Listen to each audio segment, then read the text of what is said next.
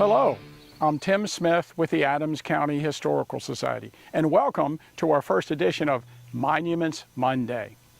I thought we'd start by talking a little bit about Pennsylvania monuments on the battlefield. And a lot of people ask about how many monuments there are, and it really depends upon how you count.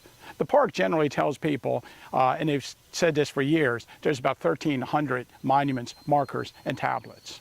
But if you count everything, there's well over 1,500.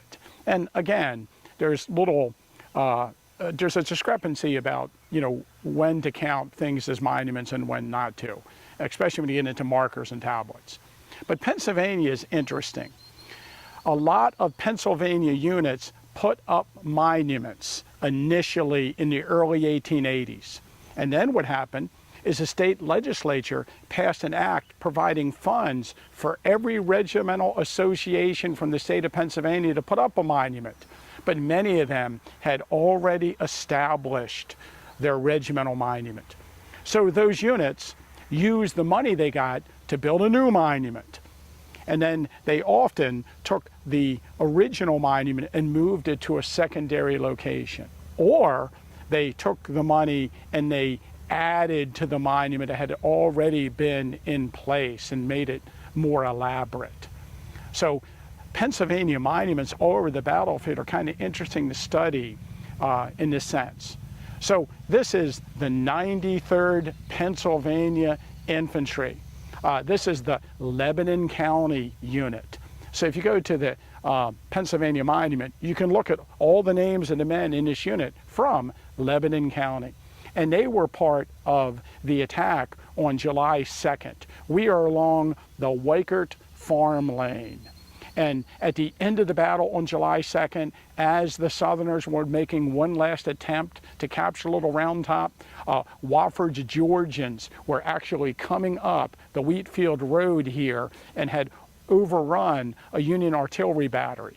When the 3rd Brigade of the 3rd Division of the 6th Army Corps arrived and charged down off of the slopes of what we generally refer to as Little Round Top behind us and into this area, driving the Southerners back and taking possession of a stone wall along the Weichert Farm Lane. Now, in 1884, the veterans of the 93rd Pennsylvania placed a monument here on this rock behind me.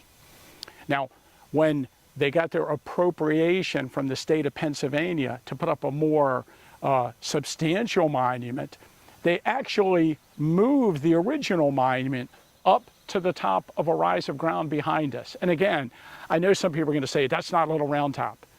Well, it's all part of what we consider Little Round Top. Sometimes, in more recent times, people have referred to this behind me as Munchauer's Hill, if you want to get technical. But this unit moved the monument that was originally here to that secondary location where the charge started from. And then they placed this much more substantial monument here. And it was dedicated on Pennsylvania Day, September 11th, 1889. And what's interesting about it is the original monument was a little smaller.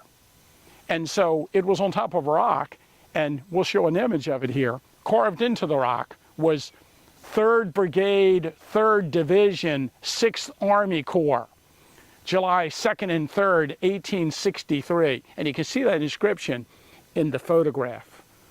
But the more substantial monument would not really fit on that part of the rock. So they had to actually cut the rock down. And when they did, they got rid of the portion of the rock that said 3rd Brigade, 3rd Division, 6th Army Corps. But one of the interesting things is if you come out here today and you visit this site, the rock with the inscription that was broken up is still here. Just over here, there's a rock, and on it you can see the inscription, 3rd Brigade. And over here, back over to the right of that pile, on the back side of it, that rock clearly says 3rd Division on it. So although they cut the rock down and moved it, it didn't really go very far.